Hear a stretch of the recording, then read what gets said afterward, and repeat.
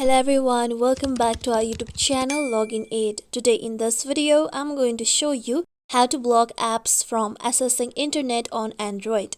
When you block applications from accessing internet on Android, you'll be able to stop that application from using the internet.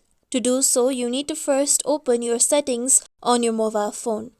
Now I am using Redmi mobile phone. The structure of settings may differ according to the mobile phone that you are using. Now look for app setting, then tap on apps. With this, now tap on manage apps option.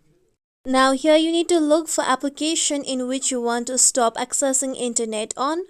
Now tap on the application. I'm going on with my Facebook application. Now here you can see app information. Now here you need to scroll down and then here you can see connection method option. Tap on connection method. Now here you can see two kind of connection methods. One is Wi-Fi and another is cellular data, which is mobile data.